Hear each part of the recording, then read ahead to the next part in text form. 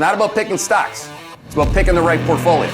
So this is some data actually from Redfin, and they took the data from FHFA and the National Mortgage Database, but nevertheless, the chart on the left shows the distribution from 2013 to present of mortgagees who have rates below 3%, between 3 and 4%, between 4 and 5, 5 and 6, and above 6%. And obviously, what you can see is the sort of dynamic there, where since basically 2020, the share of people with a sub 3% mortgage has risen dramatically. The share of people with a sub 4% mortgage has also risen dramatically.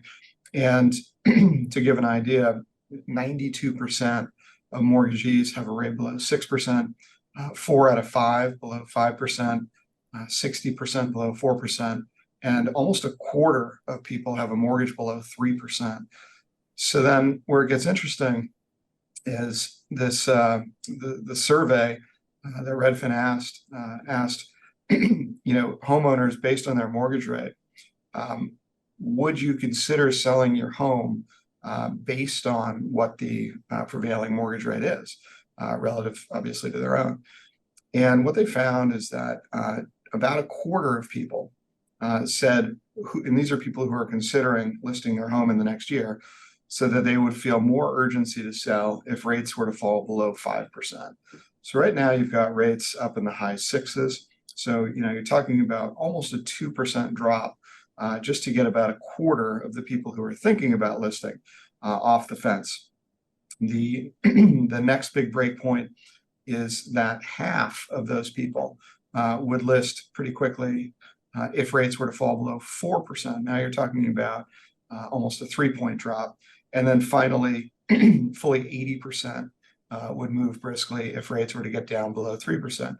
So, I think there's a couple takeaways here. One is that those are pretty big thresholds to improve the supply side in terms of how much rates would need to drop by.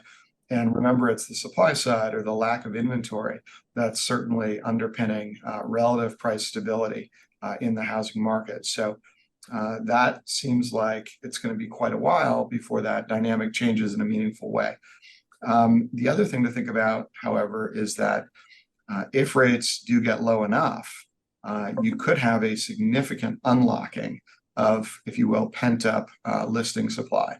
So that is also something to keep in mind and think about, because that could end up being the sort of scenario that people aren't really thinking about.